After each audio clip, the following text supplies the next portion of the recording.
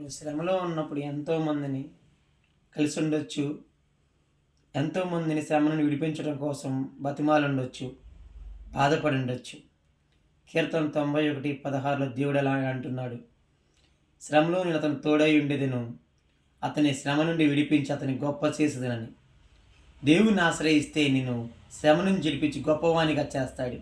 లోకం ఆశ్రయిస్తే నువ్వు పడిపోతావు, శ్రమలో కుంగిపోతావు, ఓడిపోతావు. ఆలోచించు సహోదరుడా, సహోదరి. మహాపరిశుద్ధులకు తండ్రి నీ కొందరములు. శ్రమలో ఎంతోమంది ప్రభా ఓడిపోయేవారిగా, పడిపోయేవారిగా ఉన్నారు. లోకాన్ని ఆశ్రయిస్తూ ఉన్నారు. ఎక్కడి నుంచి సహాయం వస్తుందని చెప్పి వెతుకులాడుతూ ఉన్నారు. కానీ నువ్వు అంటున్నావు, నేను అతని తోడై ఉండేదను, అతని శ్రమ నుంచి విడిపించి అతని గొప్పవానిగా చేసేదని అంటున్నావు. అలా నిన్ను ఆశ్రయించటం ఎంతో శ్రేయస్కరం నాయన. అనేక మంది శ్రమలో ఉంటుండగా వారందరూ మీరు జ్ఞాపకం చేసుకుని వారిని ఆశ్రయించే వారిగా మీరు చేయమని, వారిని మీరు గొప్ప చేయమని, శ్రమ నుంచి విడిపించమని, నీ సహాయం వారికి దయచేయమని ప్రభువు క్రీస్తు యేసు నామమున మిక్కిలి బతిమాలి అడిగి వేడుకుంటున్నాము తండ్రి. ఆమేన్. Praise the lord.